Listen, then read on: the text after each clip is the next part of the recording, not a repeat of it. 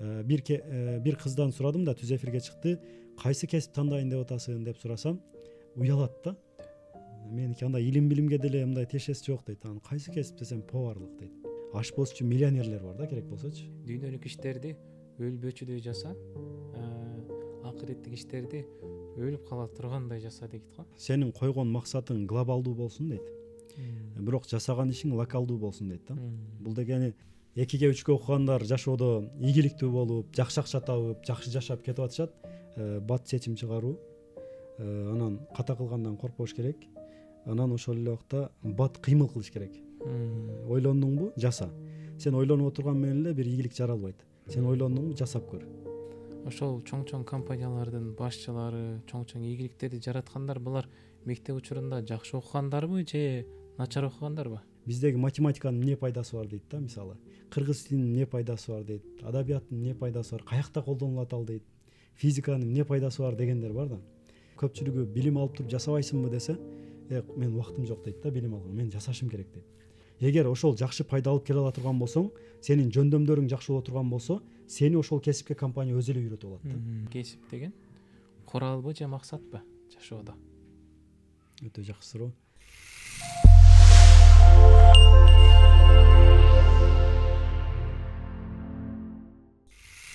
Ассаламу алейкум, урматтуу көрүүчүлөр. Окурмен окуу борбору тарабынан уюштурулган кезектеги маегибизди баштап атабыз кайрадан. Бүгүнкү биздин коногубуз ошол Окурмен окуу борборунун жетекчиси, мүдүрү Санжар Мадумар агайыбыз болмокчу. Кош келипсиз. Кош келдик, рахмат. Өзүңүз тууралуу дагы да кененирээк тааныштырып кетсеңиз. Ассаламу алейкум, урматтуу көрүүчүлөр. Менин аты жөнүм Санжар Мадумар, 31 жаштамын. 3 баланын атасымын. Өзүм кесибим боюнча мугалиммин. Ошол тарых кесибин тандап, тарых мугалими адистигин бүтүргөнмүн. Андан кийин ошол илим изилдөөчү боломун, ошол илимди изилдеймин деп, тарых илимин изилдеймин деп, аспирантураны дагы 3 жыл окуп бүтүргөнмүн. Жалпысынан ошол мектепти, университетти кошкондо ошол 19-20 жылдай ошол билим тармагында окуйм деп жүрүппүз да. Азыркы учурда болсо ошол Окурмен окуу борборун ачып, ошол жакта уюштуруу жагын карайбыз көбүнчө. Студенттер менен иштешебиз. Ушул азыркы багытыбыз ушундай. Окурмен окуу борборунда эми өзүңүздөр билесиздер, IT технологиясын окутуп үйрөтөбүз. Жаңы кесиптер, заманбап кесиптер, ушул жагына бир басым жасалат.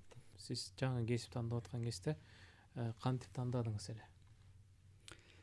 Мен боюнча айтсам, мен кесип тандаганда өзүм юрист болом дегенмин башында. Ошол ар кайсы кесиптерди ойлонуп келип, акыркы 11 класста мен юрист болом деген нерсеге токтолгонмун. Бирок атам, ата-энем, атам менен ошо чоң атамдар дагы окуган кишилер, билим алган кишилер. Анан отурушуп, кеңешип, менин жөндөмдөрүм дагы балким мындай талкуулашкан ал жердечи. Анан мени ошол мугалим бол деп, ошол мугалимдикке тапшыр деген бир сунушту беришти да. Анан менде мындай ой болду, ошол мугалим болсом макул тапшырайын, бирок мен мугалим болбоймун. 1-2 жыл окуймун дагы. 2 жылдан кийин мен өзүм ошо юрист болом. Ошол жагына тапшырып кетемин деген бир ниет болду да, ой болду. Бирок кийинчерээк ошо окуп жатып, 1-2 жыл окугандан кийин ошол жерден мындай кичине бир диний илимди алып калдык. Мындай ошол окуган билимдүү кишилерден кеңеш алып калдык, мугалимдерди көрдүк, ушинтип жатып, эмнегедир окуу учурунда ошол мугалимдикке болгон бир эме ойгонду да. Кызыгуу ойгонду, сүйүү ойгонду дейбизби. Ошол мугалим болсом деген нерсе болду. Буга 2 себеп болду. Биринчиси, эң негизги себептердин бири бул мугалимдик мындай да. Бул балдарды тарбиялайсың. Мындайча айтканда, пайгамбарыбыз саллаллаху алейхи вассалам бир хадиси бар. Сен бир адамдын өзгөрүшүнө себеп боло турган болсоң, жакшылыкка келишине себеп боло турган болсоң, бул нерсе сен үчүн дүйнөдөгү күн тийип турган баардык нерседен жакшыраак дейт да. Демек, мугалимдерде, мен ошол жерде ушул хадисти окуп, ушул нерселерди уккандан кийин, демек мугалимдерде өтө чоң мүмкүнчүлүк бар. Ошол сабак берип атып, балдарга өзүң акыл насаатыңды айтсаң болот. Сабак берип атып, балдарды жаман жолдон бир жакшы жолго багыттаганга дагы мүмкүнчүлүк бар деген нерсе мени бир кызыктырды. Анан мен өзүм байкасам, ошол элге чыгып сүйлөгөн, доскада сүйлөгөн, түшүндүрүп берген өзүмө дагы жагат экен. Айрыкча мен өспүрүмдөр менен иштешкенди жакшы көрөм. Баягы мектепте иштеп калдык, коллежде иштеп калдым, университетте иштеп калдым. Мектепке барганда айрыкча көпчүлүгү баягы 9-11 класстардан качса, мен ошол кайра 9-11 классты мага бериңиздер деп алат элем да. Себеби алар менен иштешкен мага эмнегедир жагат эле да. Алардын тилин жакшы табып сүйлөшө алат элем. Ошол себептер болуп, ошо мугалимдикти тандап калдык. Ушундай себептер менен ошол үчүн башында мындай өкүнгөн болсом, азыр өкүнбөйм, шүгүр. Өзүмдүн бир жашоодогу максатымды, бир Кудай таала койгон бир талант, жөндөм дейбизби, миссия дейбизби, ушул бар да, ошону бир канчадыр бир деңгээлде тапкандай сезем да өзүмдү.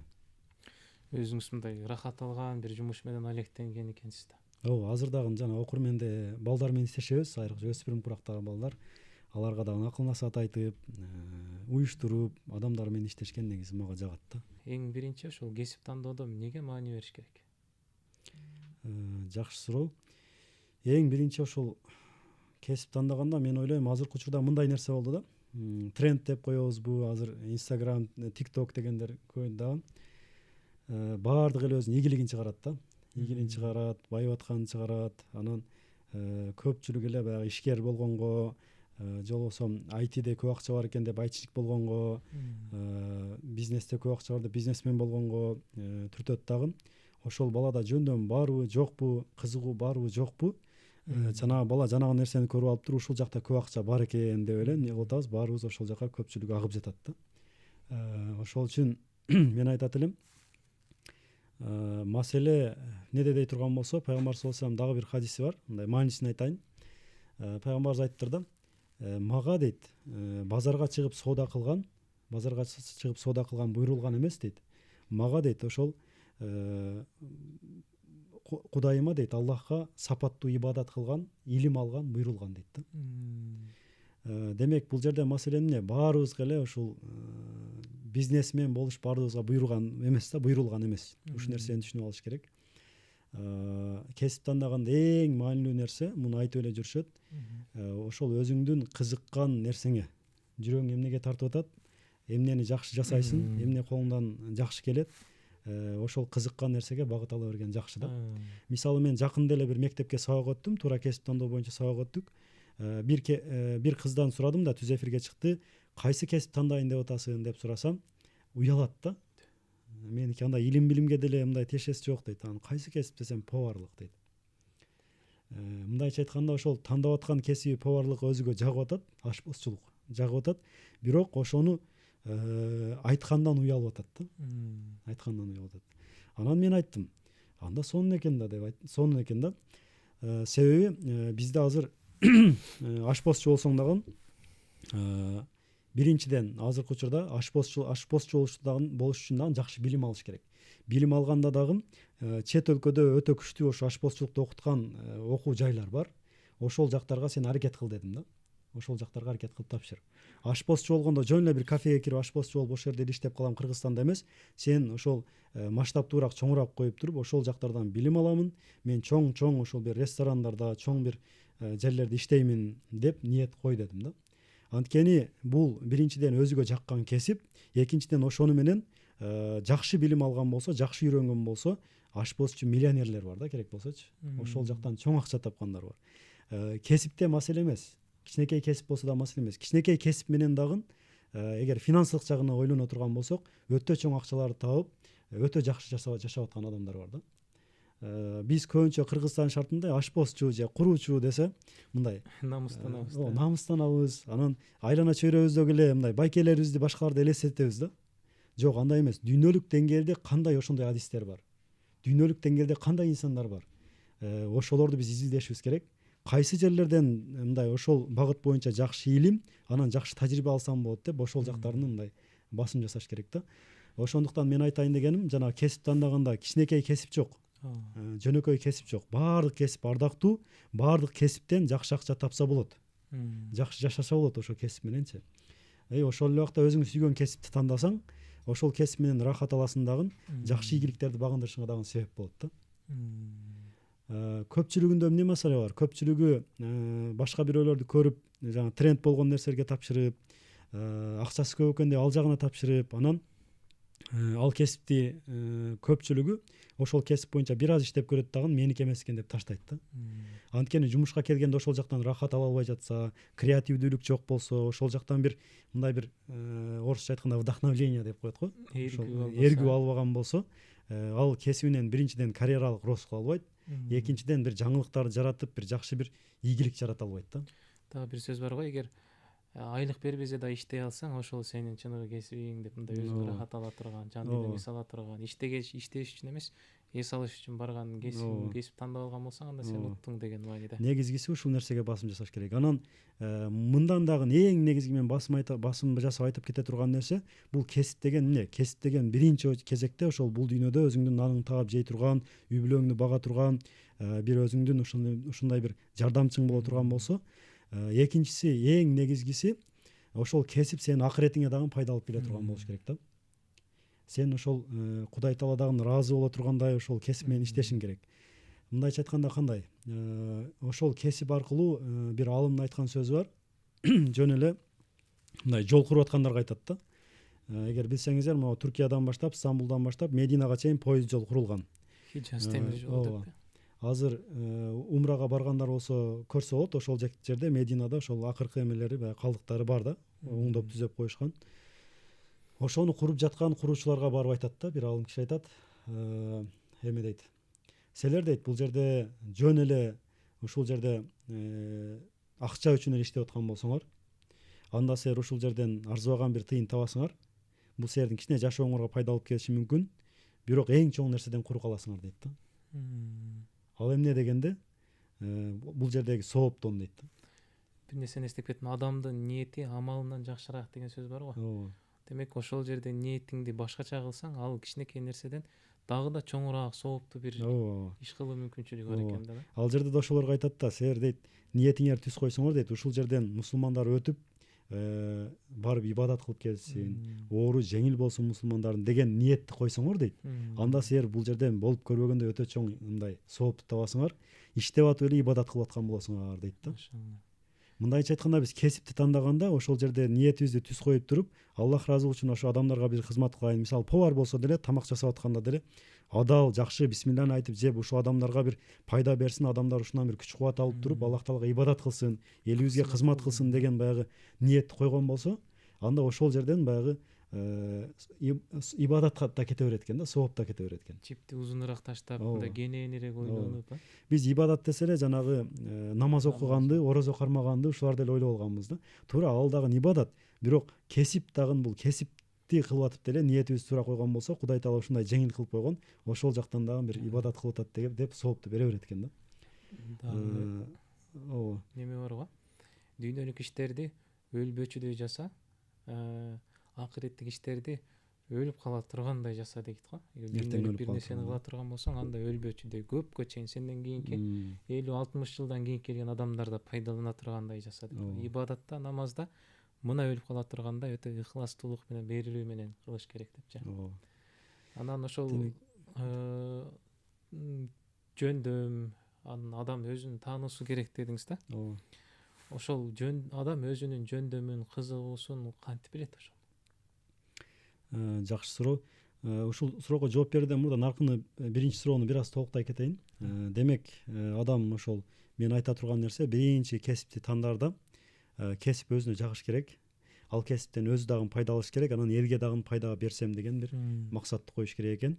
Анан ниети ошол жерден Кудай Тааланын ыраазылыгы үчүн ушул деп жасаган болсо, ошол жактан карьералык рост, акча деген маселелер дагы болот экен. Кесипте ошол эле убакта ибадат, сооп да кетет экен да. Демек, кесипти тандаарда ушул нерселерге басым жасашыбыз керек экен. Башында бир аз сабыр кылыш керек окшойт да, мындай азга канаат кылып, дарак бир жерден көгөрөт деп коет го. Ошого мындай туруктуулук менен, берилгендик менен, ыхластуулук менен кылсаң, сөзсүз ал өзүнүн бир жемишин, мөмөсүн берет экен да. Сабырдуулук менен аракет кылыш керек экен. Ооба, бул жерде эми алдыда токтолорбуз балким.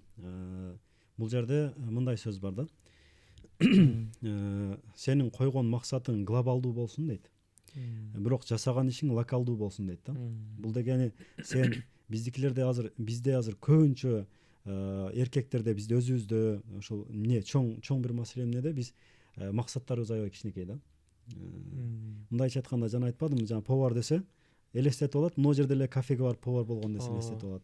Мугалим десе айланасындагы эле мугалимдерди элестетип алат. Биз ал ушундай мугалимдер бар, өтө чоң бир деңгээлде, чоң бир жерлерде иштеген, чоң бир өзгөрүүлөрдү кылган, чоң бир акчаларды тапкан, чоң бир иштерди кылып жаткан мугалимдер бар да. Дүйнө жүзү боюнча ошолор ким изилдеш керек. Анан ошол чоң максатты койгондон кийин мен кайсы жерлерден ошол чоң максатыма жетиш үчүн кайсы жерлерден билим алышым керек, кайсы жерлерде чоң билимдер бар, өзгөчө билимдер бар деген нерсеге башым жасашыбыз керек. Анан ошол эле убакта ошол чоң нерсени элестетип алып турган сынып каласың да, жетпейм го депчи ойлонупчу. Ошол убакта эмне дейт, кичинекейден башта дейт да, наканиден башта. Бул деген эмне? Сен азыр мектепте окуп аткан болсоң, ошол кесибиңе жараша мектебиңди ар бир сабагыңды майын чыгарып оку. Бул сен ошол алдыда койгон глобалдуу чоң максатыңа сенин ошол кадамың. Мектепте эптеп септеп 2-3 окуп, тапшырма кылбай качып жүрүп эле анан чоң максатты коюп, мен ошондой болом дей берсең, анда бул туура эмес кылып атасың деген сөз да. Эми кийинки кадам сен университетке өткөндөн кийин ал жакта дагы сапаттуу жаса. Сапаттуу ар бир күнүңдү сапаттуу оку, сапаттуу аракет кыл, китептерди оку, жаса, андан кийин кийинки баскычка өтөсүң деген сөз да. Ошентип атып анан жана чоң максатыңа жетесиң деген бир нерсени айтышат да адистерде. Жакшы, рахмат чоң. Анда жанагы суроого кайтып келсек, адам өзүнүн жөндөмүн, кызыгуусун кантип аныктайт, кантип табат? Жакшы суроо. Азыркы учурда заман өнүгүп жатат дагы, бул жерде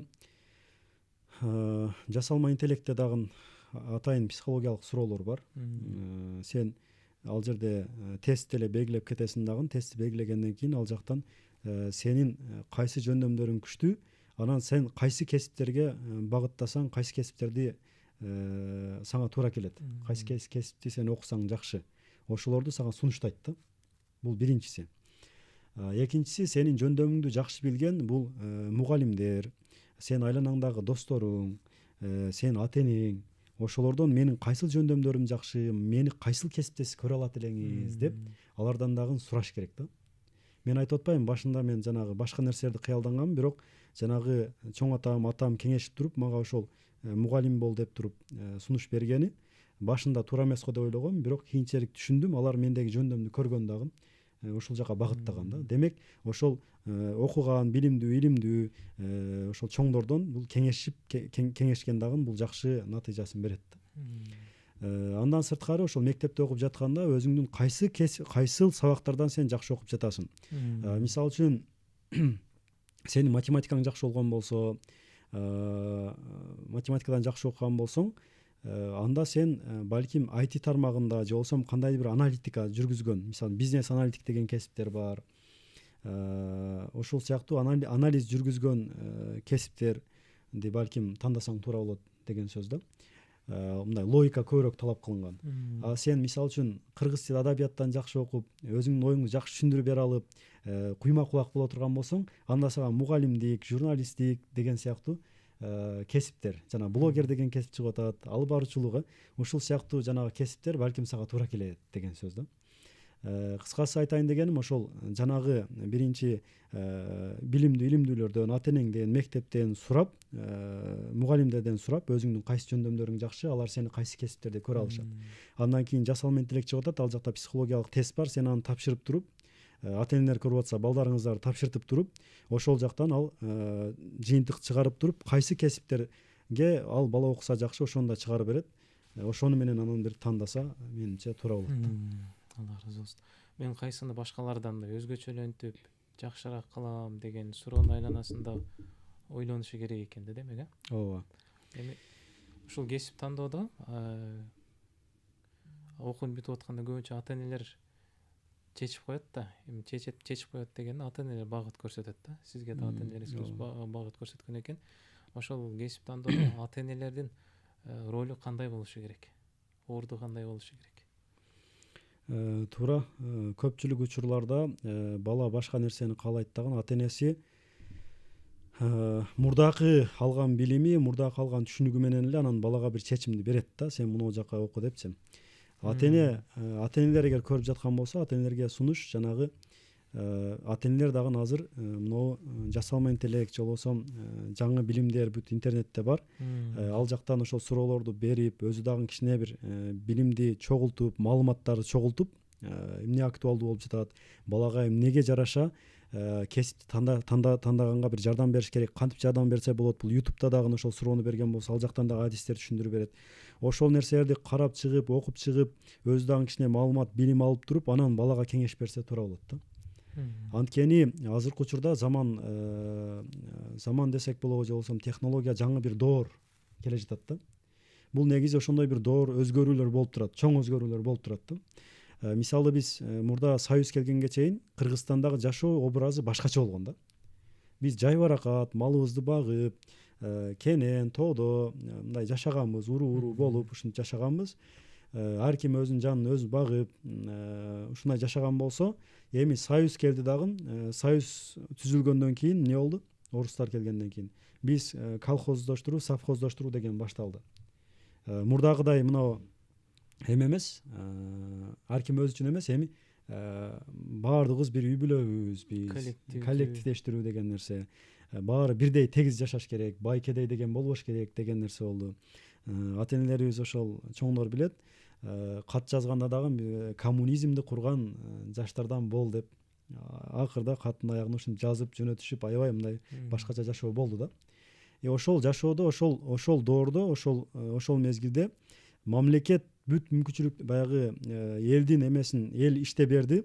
Мамлекет өзүнө жүгүн алды дагы, мамлекет элге жумуш берди. Мисалы үчүн мугалимдерди ала турган болсок, азыркы учурда биздин мына өлкөгө мисалы 700 мугалим керек деп туруп, ошого жараша адистерди жана даярдады да, мындай пландап турупчу, пландалган иштер жүрдү. Бүтүшкөндөн кийин ошол мамлекет диплом менен баргандан кийин сөзсүз түрдө мамлекет ал жаранды ошол жумуш менен камсыздады деген сөз. Эми ошол союз ыдырагандан кийин эркиндик келди дагы. Эркин мамлекет болгонубуздан кийин Аскар Акаев биринчи президент болду дагы, эмне болду? Жаңы бир доор, жаңы бир өзгөрүү болду. Баардыгы башкача жашап жүргөн болсо, эми бат жашоо бир өзгөргөндөн ысып туруп эле эртеси күнү эле бир кыш болуп кеткендей, мындай өтө бир чоң өзгөрүү болду дагы. Элдер өзүн таппай калды да. Ошол убакта уурулук күчөдү, зомбулук күчөдү, акча таба албай анан четке чыга баштадык дегендей маселе. Ошентип дагы бир өзгөрүү болду. Эми дагы бир өзгөрүү келе жатат. Могу IT технологиянын өзгөрүшү менен жасалма интеллект, роботтор деген бир доор келе жатат да. Өзгөрүү келе жатат. Бул биз ошол эмеде жашап жатабыз. Азыр мисалы 2010 жылдан бери төрөлгөн балдардын ой жүгүртүүлөрү башка да. Демек ошондой доор келаткандан кийин ошо ата эне дагы айтайын дегеним, ошол нерселерди эске алып, маалыматты алып, билимди алып туруп, анан балага бир чечимди бериш керек. Анан негизи эле азыркы учурда мындай ачыгын айтканда кесип тандоо мындай сөз бар да. Адам эки нерседен адашпаш керек. Бирөөсү аял тандагандан, анан экинчиси кесип тандагандан деп мындай тамашалуу сөз бар го. Аял тандагандыгы билбейм, азыр кесип тандагандан ойлонбой эле койсо болот да. Анткени кайсыл кесип болбосун азыркы учурда эме кылып кетсе болот, өздөштүрүп кетсе болот. Адам кесибин өзгөртсө болот, бат эле. Бир кесиптен экинчи бир кесипке өткөнгө адамга 6 ай же 6 ай, минималдуу 6 ай, максималдуу 1 жылга чейинки аралыкта ошол кесипте бала адам өздөштүрүп, бул курстардан окуйбу, барып тажрыйба алабы, ошол жактан мындай бир кесипти өзгөртүп кетсе болот да. Мунун жаш өзгөчөлүгүнө жараша мындай чектөө барбы? Мисалы 40тан ашкандан кийин өзгөртсө болбойт деген сыяктуу бир чектөө барбы? Эми 40тан ашкандан кийин деген мындай кандайдыр бир тоскоолдуктар болушу мүмкүн. Бирок адам өзүнү мындай бир карап жүргөн болсо, билим алып жүргөн болсо, үйрөнгөнгө мындай ийкемдүү боло турган болсо, 40та болобу, 50де болобу, мындай эме кылып кетсе болот. Өзүн карап жүргөн болсо, өзгөртүп кетсе болот. Ал жагынан маселе эмес. Бирок жаштарга жеңилирээк болот. Дагында жаштарга жеңилирээк болот. Азыр ошол жакшы окусаң, жакшы жашайсың деген формула азыркы реалдуулукта жашайбы? Же болбосо ошол жаман окуган адам азыр жакшы жашап кете алабы деген суроо. Туура ушундай сөз бар да, мына 2-3 окугандар жашоодо ийгиликтүү болуп, жакшы акча табып, жакшы жашап кетип атышат. Эмне үчүн 5 окугандар мындай балдар айтат да, оку эле оку дейсиң. Жакшы окугандар жашоодо кыйналып атат, жакшы акча таба албай жатат, жакшы жашай албай жатат, мындайча айтканда деп атат да. Себеби азыркы учурда капиталисттик доор, капиталисттик бир заман болгондуктан кийин, система жүрүп жаткандан кийин бул жакта акча менен өлчөнөт да көп нерсечи. Көп нерсени акча менен өлчөп жатканыбыз үчүн ушинтип жатышат да. Ушундай суроолор бар, ойлор бар. Анан ошол үчүн дагы мен ойлойм азыркы учурда балдардын окубай жатканыга дагы ушул нерсе эң чоң бир себеп деп ойлойм да. Себеби ушундай сөз ата энеси да ошону айтып жатса, чөйрөдөн да ошону көрүп жатса, угуп жатса, анан балдар айтат да, мугалимдер оку дейт. Эмне үчүн оку? Ата эне оку дейт, бирок сөз жукпай жатат да, мындайча айтканда. Бул жукпай жатканынын себеби дагы ал тамырында, өзөгүндө баланын түшүнүгү башка да. Оку деген мен мына 5ке окугандар мындай жүрөт, кыйналып, 2ге 3ке окугандар мына бизнесмен болуп кетип жакшы жашап атат деген нерсечи. Бул нерсенин дагы чындыгы бар, бирок мен ушуну азыр түшүндүрүп берейин, мындай эмне үчүн андай болуп атат. Адамда IQ деген бар. Бул интеллект да. Интеллект бар. Интеллекти күчтүү адамдар бар. Ошол эле убакта дагы бир нерсе бар, бул EQ деп коет. Бул эмоционалдык интеллект. Мектепте жакшы окугандар көбүнчө жашоодо ийгиликтүү болбой калганын себеби алар интеллекти күчтүү. Бирок интеллекти күчтүү болгону менен алардын EQ деген жана эмоционалдык интеллекти анчалык жакшы өрчүгөн эмес. Бул эмоционалдык интеллект деген эмне? Эмоционалдык интеллект деген биринчи бул коммуникация. Адамдар менен мамиле кура билүү. Адамдарды түшүнө билүү, уюштура билүү. Ошол эле убакта адамдарды мындай анализдей алуу деген нерсе. Ошол эле убакта сабырдуулук деген нерсе. Бир нерсени кылгандан кийин болбой калды. Болбой калгандан кийин ошону кайра сен туруп, ордуңдан туруп кайра баштап кете аласыңбы деген сөз да. Көбүнчө мектепте жанагы 2ге 3ке окугандар каршылык болгон да, мындай 2 койдум сага дейт мугалим, 3 койдум дейт. Жашоосунда күнүгө жана негативди көрүп атат да. Кийинчерээк чоң жашоого келгенде дагы булар кандайдыр негативдер болсо көтөрүп кете алат экен да. 5ке окугандар жалаң 5ке окуп 5 алып жүргөн үчүн, мугалимдерден жаман сөз укпаган үчүн балким эмоционалдык интеллекти анчалык ошол сабырдуулук, туруктуулук, бир жаман нерсе болсо сынып калбай кайра туруу деген сапаттары балким анчалык өрчөбөй калган болушу мүмкүн деген нерсе. Ошондуктан азыркы учурда дипломдон көрө маанилүү нерсе бул жөндөмдөр, көндүмдөр дейт да. Адам ийгиликтүү болуш үчүн, карьералык рост жакшы жасаш үчүн эмне кылыш керек десе, анын EQ-су дагы күчтүү болуш керек. Демек, азыркы учурда бизди ата энелер көрүп жаткан болсо, бала мектепте жакшы окуш керек, ошол эле убакта аны жакшы мамиле, адамдар менен жакшы мамиле курганды, уюштура билгенди, анан сабырдуулук, туруктуулук, бир ишти аягына чейин жасоо деген сыяктуу сапаттарга дагы балдарыбызды мындай тарбиялап барышыбыз керек экен да. Анан бул жерде эң бир маани бере турган нерсе, мына Гапыр Мадаминов агайыбыз менен биз ошол окуруменде иштешип жатабыз. Анан бизге көбүнчө суроо берише берет да. Агайдын мейли алып келип сабак өттүрө бересиңер, силер IT болсо анан IT-ни окутуп эле кетире бербейсиңерби деген суроолор болот. Мен ал агайдан байкаганым, анын китебин окуп көрүп эме кылганым, ал жерде агай азыркы замандагы болуп жаткан адамдарга керектүү сапаттар бар да. Биринчиси бул агай айтат го, үйрөнгөндү үйрөнүш керек адам депчи, ийкемдүү болуш керек депчи. Ошол нерселерди мурдатан эле өзүнүн студенттерине окутуп баштаган да. Агай мындайча айтканда интеллектисине дагы ошол жакта эмоционалдык интеллектине дагы маани берген экен да. Ошол эле убакта коммуникация, сындай алуу, болуп жаткан нерсени өзү анализдей алуу, мектепте отурганда бири-бирини баалаганды агай, бириңер баалагыла деп айтат экен. Муну сүйлөгөнү баала дейт. Ушинтип атып туруп агай эмоционалдык интеллектин дагы өнүктүргөнгө басым жасаган. Ошол нерсени биз билген үчүн дагы азыркы учурда бизде курста 6 ай эле окушат, мисалы үчүн. Ошол аз аралыкта жетишип калыш кыйын, бирок аз да болсо ошол балдар өз алдымча мен билим алышым керек экен, өз алдынча билим алыш үчүн демек агай айткандай мондой нерселерди кылышым керек экен деген бир көндүмдөрдү жок дегенде ошол түшүнүктү алып калсын деген максатта дагы биз ошол агайды чакырып атабыз да. Демек айта турган нерсем, азыркы кылымда адам ийгиликтүү болуш үчүн, жакшы жашаш үчүн ошол жанагы эмоционалдык интеллектти дагы өнүктүрүп кетиш керек.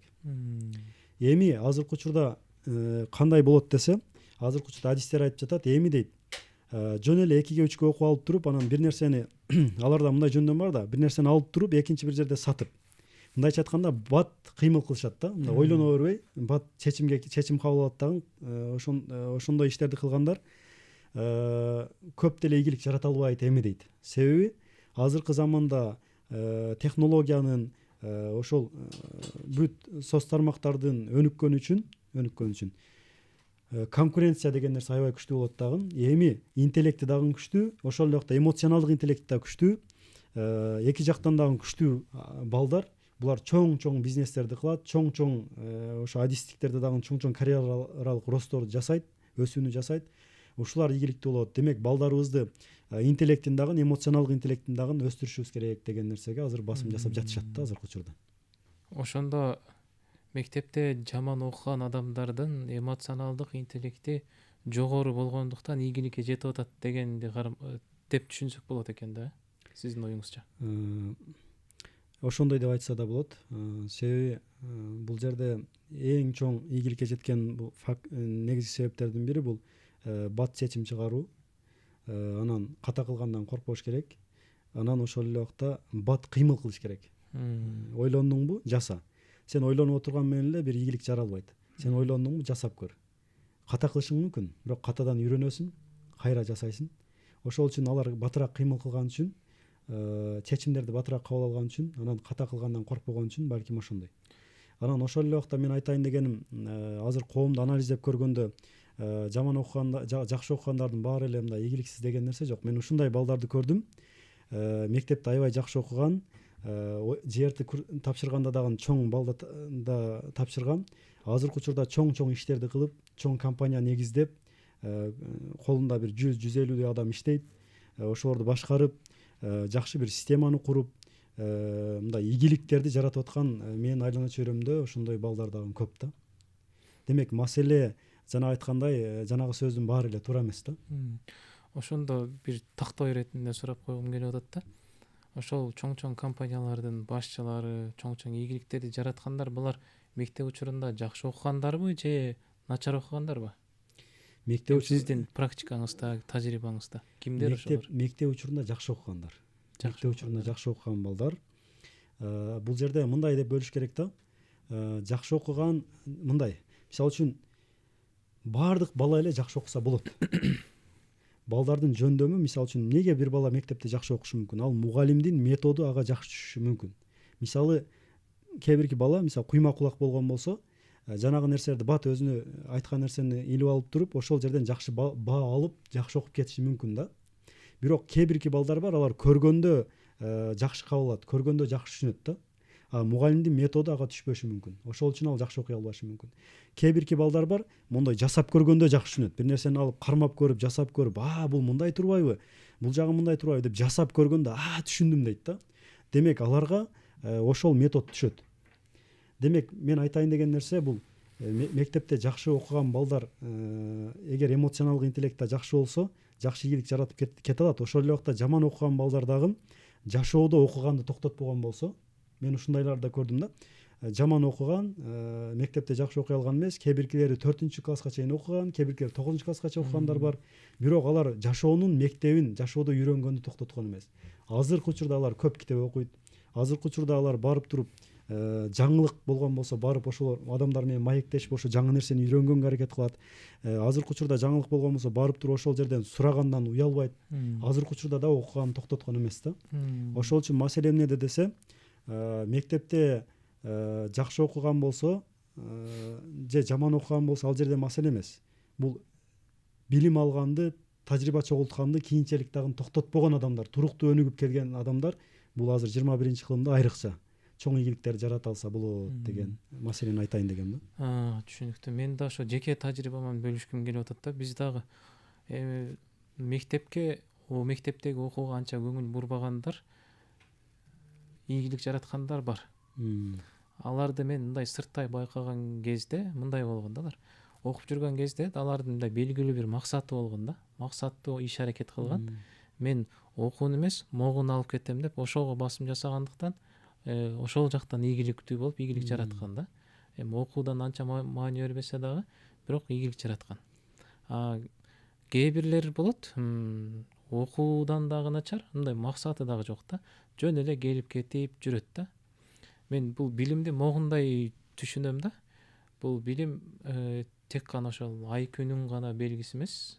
Мындай мен билимди мен окуганды билем эле белгиси эмес. Бул мындай аракетчиликтин, мындай бир токтобогондуктун, мындай эрктүүлүктүн бир белгиси катары ошонун натыйжасында анан ийгиликке жетеби депчи. Билим деген бул жөн гана жаттап алып койгон айтып берүү эмес да. Бул өзүнүн жеке жөндөмдөрүн өнүктүрүп, өзүнө жана кайраттуу болуп жашоонун турмуштарына сынбайгандык болуп калып атабы дейм да. Бул учурда мындай неме түшүнүксүз болуп калбасын деп айтып коюп атам да, мындай окубай деле койсо болот экен деп. Все ушундай го. Бир нерсе келишсе, мен окубай деле ийгиликтүү болуп кетсем болот экен. Адамдар менен жакшы сүйлөшкөндү, жакшы тил табышканды болсом болду экен деген ой жаралып калабы дейм да. Эми мындай да, азыр аз эле ушул биз экөөбүз сүйлөшүп атканда баардыгын ачып кетиш кыйын да. Мисалы менин оюмда да сонун жакшы мындай нерселер бар, бирок ошону жеткирип бериш кыйын. Ошол эле убакта жана айтайын дегеним, баягы окуп аткандын баалуулугу, билим алгандын баалуулугун дагы айта кетсек жакшы болот экен да, ошол жерин дагы. Анда ошого кайтып келет окшойбуз. Бул да көрүүчүлөргө бир айтып кетким келип атат. Бул подкаст деген формат ушундай эркин да. Журналист тек гана алып баргычу эмес, суроо берүүчү эмес, өзүнүн оюн айтуучу да катары отурат да. Негизи подкасттын бир өзгөчөлүгү кадимкидей чай үстүндө баарлашуу деген мааниге келет да. Мен дагы сүйлөп атсам мага каршы сөз айтып урушпаңыздар. Бул подкаст дегендин мааниси кадимкидей сухбатташуу, маектешүү дегендин маанисин билдирет да. Рахмат, сонун болуп атат. Рахмат. Бул жерде кээ бирки маселелерди мындай унутуп кетесиң. Ушул убакта подкасттын жакшы жери жаныңдагы адам ушу эскертип турат да. Эскертип турат, могу жерин кандай дейсиң, могу жери мындай депчи. Ошол эле убакта мен жанагы бул нерсени өзү айтайын дедим эле. Негизи билим алып жатканда билим алгандын өзү көндүмдөрдү өнүктүрөт. Бул дегени кандай? Биздеги математиканын эмне пайдасы бар дейт да, мисалы. Кыргыз тилинин эмне пайдасы бар дейт. Адабияттын эмне пайдасы бар, каякта колдонулат ал дейт. Физиканын эмне пайдасы бар дегендер бар да. Анан бул жерде математика кадимкидей мээни курчутат. Бул келечекте сен жумушта иштеп калганда дагы ал жерде сен дагы математика сыяктуу эле чечимдер болот. Могу чечим туурабы же бул чечим туурабы же мындайбы?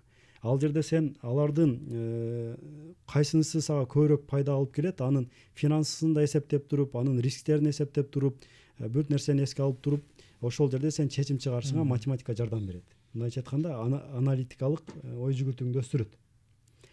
Кругозоруңду өстүрөт. Чечим чыгарганга, туура чечимдерди чыгарганга ошол анализ дегенге аябай жакшы жардам берет. Андан башка дагы толтура көндүмдөр бар. Бул кадимкидей эле жана булчуңду машыктыргандай эле мээни машыктырат да математикачы. Эми мисалы кыргыз тил адабият. Кыргыз тил адабиятта мисалы бизде мектепте ушундай болгон. Адабияттан берген мугалим, бир мугалим келген дагы аны башкалар айткан, бул жаңы келген, жаңы бүтүп келди, анан жакшы деле окута албайт, анан деген сөздөрдү укканбыз да. Бирок ошол эжекенден окуганыбызда бизде жыйынтык жакшы болду. Эмнеге? Анткени ошол эжекеден окуп жатканыбызда ал эжекенин методикасы мындай болду да. Адабият китепти колубузга тапшырып эле, китебибизди, чоң китеп болсо 6-класс китеби эле ушундай. Ким темага даярданып келип туруп, ким алдыга өтүп кетсе кете берсин. Мелдес сыяктуу кылып койду да. Келесиңер, доскага чыгып сүйлөп айтып бересиңер, алдыга жылгандар жыла берсин, калгандар менен биз тема менен жылып кете беребиз. Ошондо бизде баягы атаандашуу деген нерсе пайда болду дагы. Ошол жерде даярданып келебиз. 2-3 темага даярданып келесиң, кызыгасың, келип доскага чыгып, анан досторуңа айтып бересиң, кайра отурасың, кийинки күнгө дагы даярданып келесиң. Ушинтип атып көрсө, жанагы элдердин алдына чыгып өзүңдүн оюңду айта билүү, сүйлөө чеберчилиги деп коебу, жана орусча айтканда оратордук чеберчилик. Ушул сыяктуу эмеге мугалим жанагы жакта эле даярдап койгон экен да. Бул нерсе жашоодо аябай жакшы жардам берет, керек нерсе да. Сен бир нерсени жакшы кыласаң дагы, ошол нерсени жакшы жеткирип айтып бере албасаң, идеяңды айтып бере албасаң, бир ийгилик жаратышың кыйын болуп калат да. Бул мисалы адабияттын пайдасы. Адабияттын, жалпы эле билимдин пайдасы, билимдин баалуулуктары боюнча сүйлөшүп атабыз да азыр. Эми мен ар бир эмени айтып атам да. Ар бир баягы сабактардын пайдасы. Ошол сыяктуу эле физиканын өзүнүн пайдасы бар. географиянын өзүнүн пайдасы бар. Географияны окусаң, азыр заман азыр доору ушунчалык өнүгүп, IT технологиянын доору, соц тармактар өнүгүп, ушундай мүмкүнчүлүктөр ачылып аткандан кийин сен азыр Кыргызстанда туруп эле, мисалы ушундай балдарды билем, Европада иштеп аткандар бар, онлайн. Америкада иштеп аткандар бар. Башка мамлекет. Сен географияны жакшы билсең, ал жактагылар менен тил табышып, иштешип кеткен, ал мамлекеттерди билип, мындай кругозоруңдун өсүшүнө дагы бир себеп боло турган бир сабак да. Ошентип ар бир сабактын өзүнүн пайдасы бар. Ошол эле убакта ар бир сабак сени мындай жашоого машыктырат да кадимки. Анан ошол билим тууралуу айтып атканда эсиме келип кетти да. Билимдүү адам менен ошол зээндүү адамдын айырмачылыгы бар экен да. Зээндүү адам ар кандай жана лабиринт барбы? Өтө кыйын бир лабиринттен зээндүү адам чыгып кете алат экен да. А билимдүү ошол лабиринтке түшпөйт экен да. Зээндүү менен билимдүүнүн айырмасычы. Ошол сыяктуу айырмачылык. Азыркы заманда зээн деген эми бул жанагы эмоционалдык интеллект дегенге да кошулуп кетет да бир жагы. Ошол эки жак тең болуш керек деген нерсени айтайын деп атабыз да, эми баягы зыйынтыгы эки жакты тең ошо ата эне маани бериш керек. Балам түнт эмеспи, эл менен кандай сүйлөшүп жатат. Бизде көбүнчө эле эме кыла беребиз, балдарды баягы кичинекейинен эле бар, сен жаш баласың, коноктор келгенде аралашпай так отур. Сен сүйлөбө, сен кичинекейсиң, чоңдор сүйлөп атканда сен сүйлөбө деп оюн айттыра койбойбуз. Мындай ал нерсеге чоңдорго аралаштырбайбыз дагы. Анан чоңоюп калгандан кийин талап кылат экенбиз да.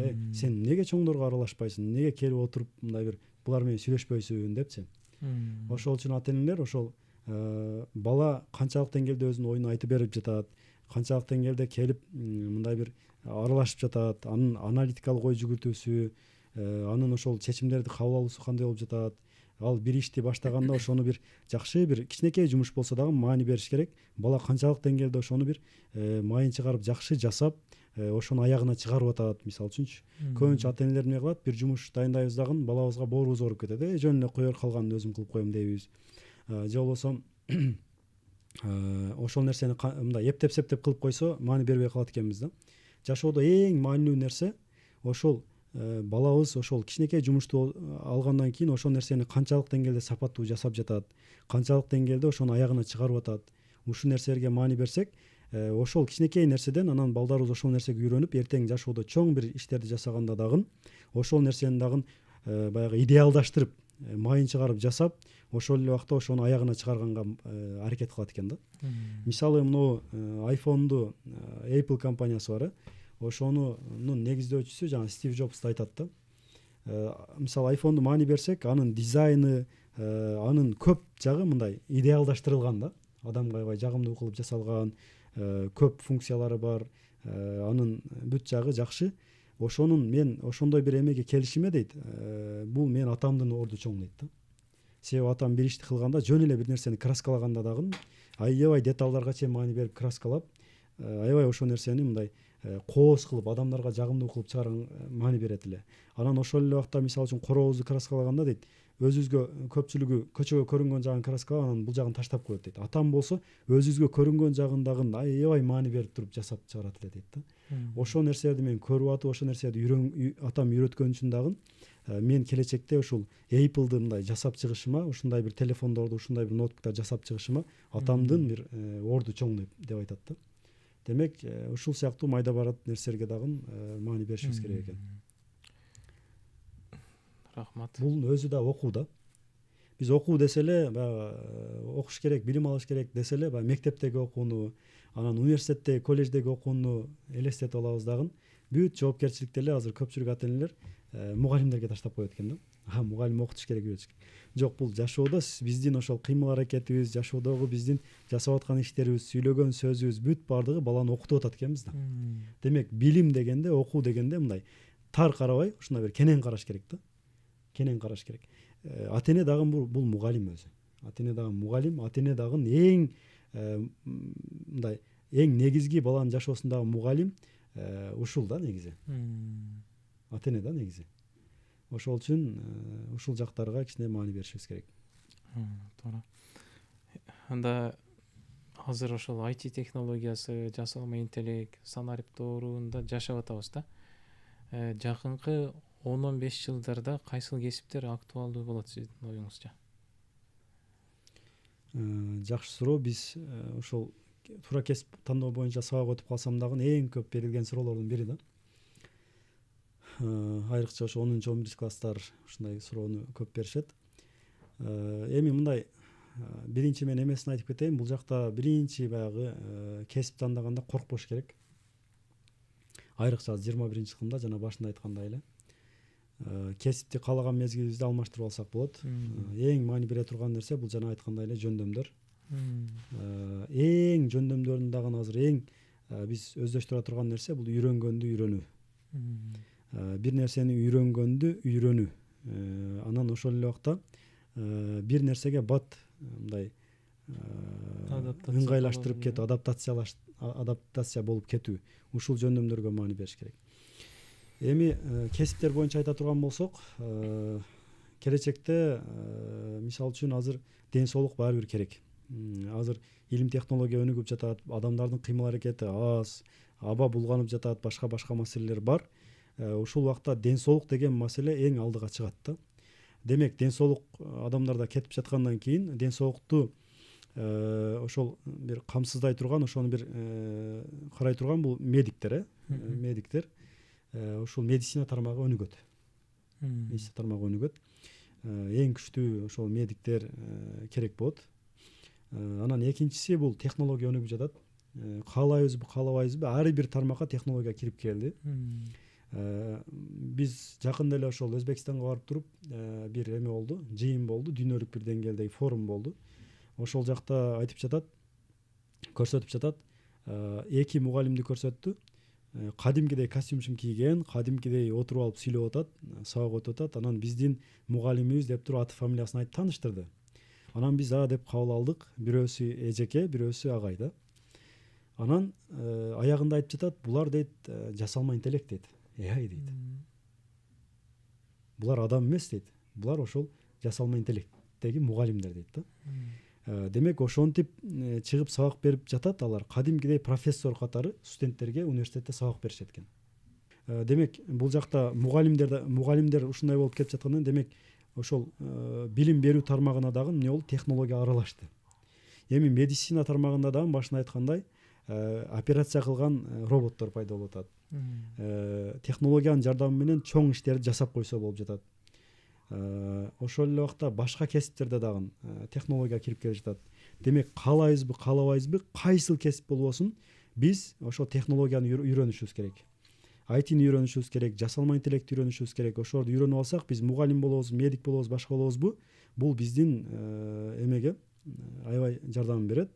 Ошол эле убакта эми айтишник болом дегендерге анын ичинде кандай кесиптер бар десе, мисалы бизнес аналитик деген бар, анан кибер коопсуздук деген бар. Бизнес аналитик эмне үчүн бизнес аналитик деп жатабыз? Жасалма интеллекттин жардамы менен, технологиянын жардамы менен бизнести анализдей турган адис. Мындайча айтканда, бизнесте кайсыл жактарын автоматташтырса болот. Мисалы үчүн жумушчу күчүн азайтып туруп, технологияны коюп туруп, ошол жерден чыгымдарды азайтып туруп, кирешени кантип көтөрсө болот деген маселе. Ошол убакта ошол өндүрүштү батыраак технологиянын жардамы менен көбөйтүп туруп, кантип ошол эмени көбөйтүш керек. Орусча айтканда доходту көбөйтүш керек деген маселе. Ушул маселенин үстүндө, автоматташтыруунун үстүндө иштеген адистер да, бизнести анализ деген адистер. Эми экинчиси бул кибер коопсуздук. Кибер коопсуздук бул азыркы учурда өзүңүздөр көрүп жатасыздар, жада калса президенттин эмесин өзүн чыгарып туруп сүйлөтүп коюп жатышат. Башка атактуу адамдарды чыгарып сүйлөтүп, ошонун аркасынан адамдарды алдап акча алгандар болуп жатат. Биздин мисалы үчүн М-банкта дагы акчамды урдатып койдум дегендер бар, мисалы үчүнчү алып койду дегендер. Ал М-банк өзү алган эмес, ал жерден ошол жанагы адистер эме деп коет да. Хакерлер деп коет, хакерлер. Бул жерде ошол мындайча айтканда кибер коопсуздук дегени бул белый хакер. Чёрный хакер, белый хакер. Кара чёрный хакер, белый хакер бар. Ошол мындайча айтканда бизнести коргой турган, ишкерликти коргой турган, адамдарды коргой турган бул адистер кадимгидейчи. Ушул тармак актуалдуу болот. Андан сырткары бул азыр бизнестер өнүгүп жатат. Мындайча айтканда интернет магазиндерди жасаган адистер, мисалы мобилдик тиркемелерди жасаган адистер, ушул сыяктуу адистер келечекте актуалдуу болот. Анан жасалма интеллект менен ар бир нерсени жасалма интеллектке байлап, ошо айтинин дагы ар бир багытын жасалма интеллектке байлап, жасалма интеллектти иштете алган адистер. Жасалма интеллект десе баарыбыз корко беребиз да, мисалы трактор келгенде дагы дыйкандар корккон экен да, тракторду оюн келе жатат, жумушту колдон алып коет экен, 1000 адамдын жумушун өзү кылып коет экен депчи. Туура алганын алып койду, бирок ошол трактордун келиши менен ошону колдон алган адамдар кайра ошо дыйкандар, фермерлер миңдеген гектарларды эмне кылды, өздөштүрүп, көбүрөөк түшүм алганга, көбүрөөк бир жакшы иштерди жасаганга бул себеп болду. Жасалма интеллект деле ошол сыяктуу, ошону пайдаланып туруп, ошону колдон алган, айдай алган адамдар келечекте актуалдуу болот да. Кесиптер. Андан сырткары жөнөкөй эле кесиптер, мисалы үчүн курулуш тармагында курулушчу, ошол эле убакта эме ашпозчулар, поварлар. Ушул сыяктуу адам колу менен жасай турган кесиптер дагы келечекте актуалдуу болот. Анткени баардык нерсе технология эме кылып келип жаткандан кийин жасалма интеллект колдо жасалган нерселерди алмаштыра албайт да. Ошол эле убакта адамчалык жасай албайт. Эгер роботтор келсе адамчалык жасай албайт. Ошол үчүн ушул кол менен жасалган эмелер дагы, ушул курулушчу, ашпозчу сыяктуу кесиптер дагы келечекте буюрса актуалдуу болот. Бул эми менин пикирим. Анан дагы кошумча билгендер болсо, ошо комментарийге ой пикириңиздер болсо жазып кетсеңиздер болот. Рахмат агай. Анан эми мен кесибимди жаңылыш тандап алдым, эми мындан ары эмне кылам дегендерге кандай кеңеш берет элеңиз? Коркпоңуздар дейт элем. Коркпой эле чечим чыгарыш керек. Эгер өзүңүзгө жакпай жатса, өзүңүздү көрө албай жатсаңыз, өспөй жатсаңыз, ал жерде бир жерде туруп калган болсоңуз, өзүңүзгө жага турган жака кирип туруп, биринчи маани бере турган нерсе ал жакта биринчи билим алыш керек. Билим бул күч да. Билим бул күч. Бул дегени биринчи баштаардан мурда айтайын дегеним, баягы балтаны курчтап алыш керек да. Бир адам мисалы бир даракты чабып аткан болсо, балтасы мокок болсо, заң басып калган болсо, барып туруп, кыйналып тердеп алыпсың. Кой, мына балтаңды кара, мокок турат.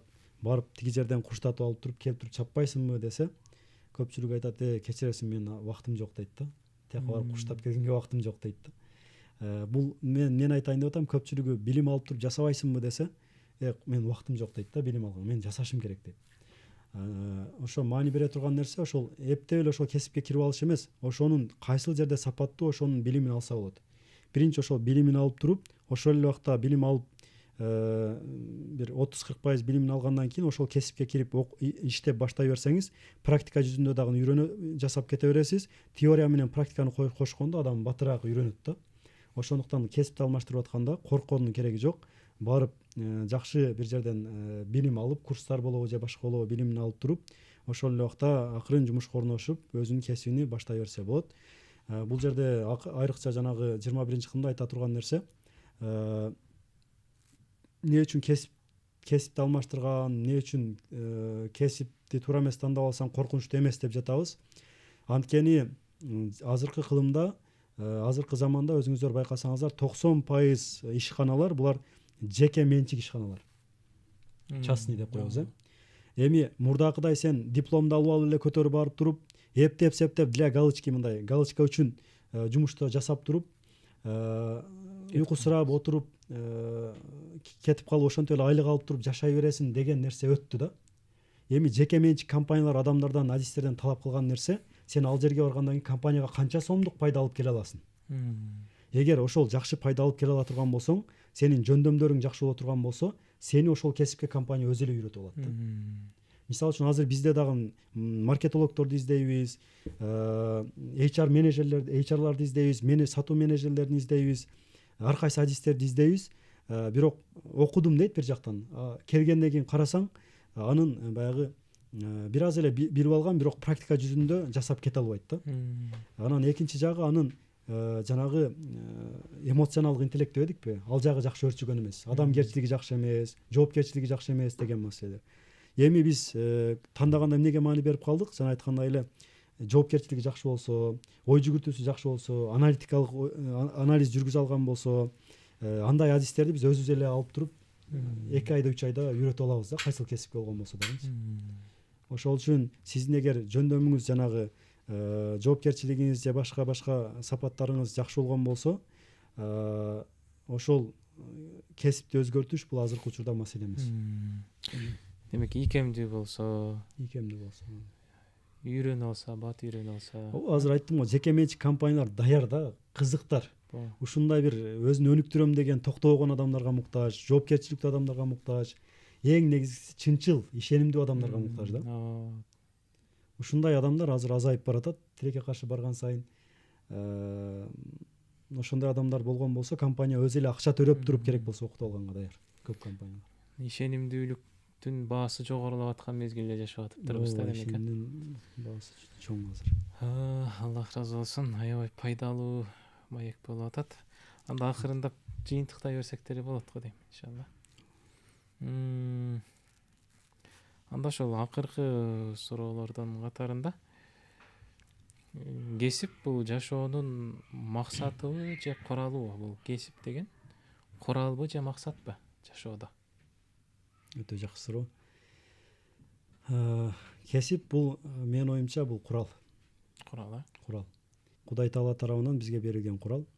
Бул акча дагы бул курал, кесип дагы бул курал, убакыт дагы бул курал, ден соолук дагы бул курал, жана башка да. Бул бизге эмне алып келиш керек дегенде, бизди бул дүйнөдө дагы, акыретте дагы бир ийгиликке жеткире турган жеткириш керек бул нерселерчи. Тилекке каршы биз көбүнчө ушул нерселерди бир максат катары коюп алганыбыз үчүн дагы ушулардан мындай бир ажырап калсак, бул жакта бир ийгилик жарата албай калсак, же жакшы акча таба албай жатсак, өзүбүздү жанагы мындайча айтканда өзүбүзгө болгон ишенимибиз түшүп, өзүбүздү бактысыз сезип, анын үстүнө соц тармактардан дагы карасаң баары эле болуп кетип жатат, сеники эле болбой жатат деген нерселер болгон үчүн дагы жанагы өзүбүздү бактысыз сезгенге дагы ушул нерселер себеп болуп атат да. Ошондуктан муну курал катары кабыл алыш керек бир жагы. Андан ажырап атсак, жанагы туура эмес тандап алыпмын тиги бул деп кайгырбай, курал катары көрүп, анан негизгиси баягы кесип тандаганда кандай кесиптин ээси болсоң дагы, канча акча таап атсаң дагы, эмне болсо дагы, негизи биринчиси адал болсо, өзүңө жакса, жүрөгүңө жагып аткан болсо, сен ошол нерседен бир рахат алып, үй бүлөң да пайда таап, өзүң да пайда таап, эл да пайда таап аткан болсо, өзүң рахат алып аткан болсоң, ошол эле убакта сен акыретиңе дагы пайда алып келе жаткан болсо, бул сонун нерсе да, сонун кесип. Ошол үчүн жана башында айткандай эле Пайгамбар саллаллаху алейхи хадисин айтып кеттик.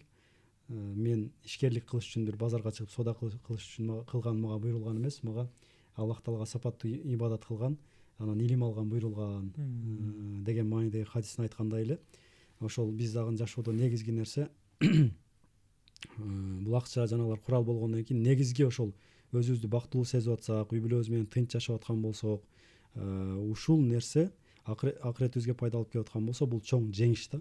Буга сүйүнүш керек, Кудай Таалага көп шүгүр айтыш керек. Эгер ушундай кесибиңиз болгон болсо, өзүңүзгө жаккан, элге пайда алып келаткан кесибиңиз болгон болсо, шүгүр кылыш керек. Ошол эле убакта биздеги эң чоң көйгөйлөрдүн бири бир жерде токтоп калбаш керек да. Мисалы үчүн көпчүлүк эле 30-35 чыгып же 40 чыгып, негизги максаты, чоң максаты ошол үй, машина, анан бир кесип болгондон кийин, ошого жеткенден кийин эле курсакты салып, шашпай басып, мындай өзүнү таштап койгондой да адамдарчы, айрыкча эркектер бизге тиешелүү нерсе.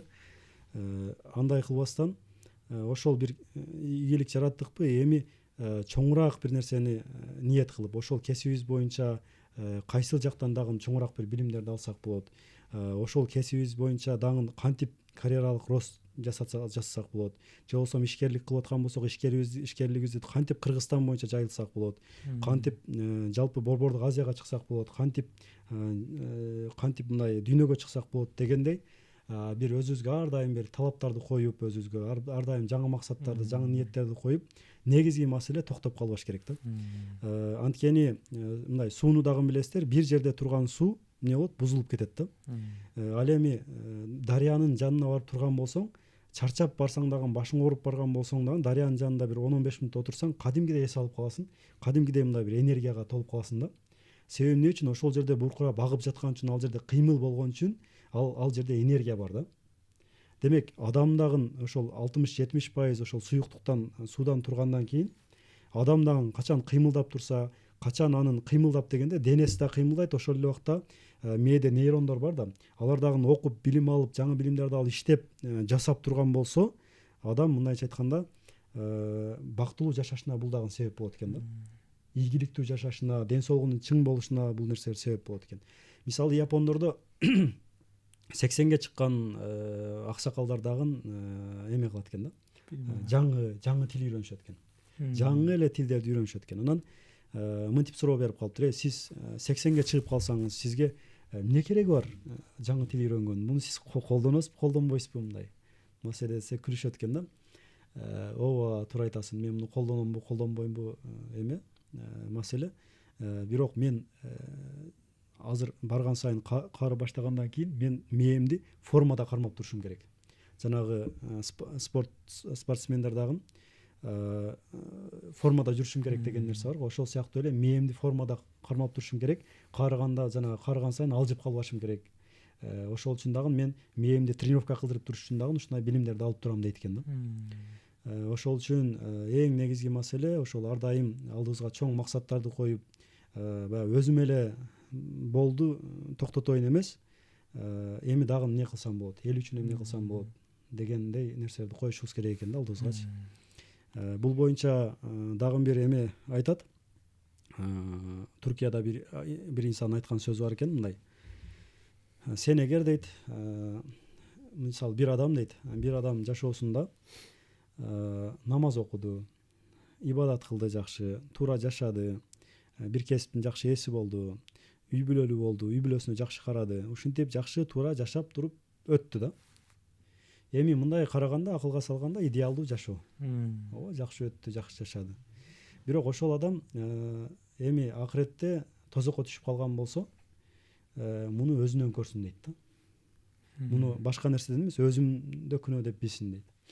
Анткени ал жака барганда дейт, Кудай Таала айтат дейт да, сен ушундай өзүң жакшы жашап өттүң, бирок сен мындан дагы чоң нерселерди кылсаң болот эле. Өзүңө, үй бүлөңө эле пайда эмес, эл үчүн дагы чоң бир пайдаларды алып келсең болот эле. Дин үчүн бир чоң иштерди кылсаң болот эле. Чоң нерселерди кылсаң болот эле, бирок жеке сен өзүңдүн эле жашооңду, өзүңдүн рахатыңды ойлодуң дагы, ошону менен эле жашап өттүң. Мен сага берген мүмкүнчүлүктөрдү толук пайдаланбадың деген сурак болот экен да ал жердечи. Мен сага акыл бердим эле, башкалардан сенин акылың өзгөчөрөөк болчу. Мен сага ушундай идеяларды бердим, бул идеялар башкалардын оюна келген эмес, сага келди. Мен сага ушундай бир ар кандай пикирлерди бердим, бул пикирлер башкаларга келген эмес, сага келген. Бирок сен ушуларды пайдаланбадың дейт экен. Адамдын ниети, баягы пикириге кандай эмнелер келген болсо, бул нерсе Кудай Таала тарабынан берилип аткан бир сыйлык экен да булар дагычы. Демек ошондой нерсе, пикир, ошондой бир идея, ошондой бир нерсе сага келип атабы, демек ошону жасаганга дагы аракетин кылышыбыз керек экен да. Рахмат чоң, Аллах разы болсун. Демек бул кесип, жумуш дегендер бул жашоонун максаты деле эмес экен да. Эң негизгиси ошо жан дүйнө, жүрөгүң тынч болсо, жашооң уланып аткан болсо, ибадатың ордунда болсо, ошол экен да эң негизгиси. Ооба, анан максатың бийик болсо, ар дайым өнүгүүнүн артында болсоң, кесибиңди туура эмес тандабасаң деле өтө деле аянычтуу абал жагдай эмес. Айрыкча жанагы 21 азыркы кылымда кесипти туура эмес тандап алуу бул эч коркунучтуу эмес. Медицина сыяктуу, мугалимдик сыяктуу нерсе, мындай чоңураак бир кесиптерге гана көп убакыт кетип калбаса, көп чыгым кетип калбаса, башка кесиптерди, мындай жаңы чыккан кесиптерди өздөштүрүп алыш бул жеңил да. Болгону биз жана айткандай жөндөмдөргө басым жасаш керек көбүрөөк. Жакшы, Аллах разы болсун. Келип маяк куруп бергениңизге аябай кызыктуу, пайдалуу болду. Сиздерден да разы болсун, Аллах разы болсун. Көрүүчүлөргө дагы эми бул нерселерди айттык, баягы бирөө үчүн айтасың, өзүңө пайда берет дейт да, эми ошол өзүбүзгө дагы пайда берсин деп айттык. Биз дагы баягы идеалдуу эмеспиз, бизде дагы кемчиликтер бар. Ошол башкаларга айтып өзүбүз дагы түздөлөлү деп өзүбүзгө да айттык. Өзүбүзгө дагы жугуштуу болсун биринчиден, анан көрүүчүлөргө дагы жугуштуу болсун. Кудайым ошол келечекте жакшы бир ийгиликтүү инсандарды, ийгиликтүү дегенде эл үчүн, жер үчүн, дин үчүн да кызмат кылган жакшы муундарды Кудайым ошо элибизге насип кылсын. Рахмат, Аллах разы болсун. Ушуну менен биздин берүүбүз дагы, маегибиз дагы соңуна келип жетти. Аллах разы болсун. Анан сөзсүз түрдө катталганды, бөлүшкөндү, жактырганды, анан пикир калтырганды унутпаңыздар. Анан кийинки чыгарылышта кимди чакырсак, кайсы теманы козгосок, ошол тууралуу дагы пикирлериңизди, ойлоруңуздарды, сунуштарыңыздарды калтырсаңыздар болот. Ассаламу алейкум.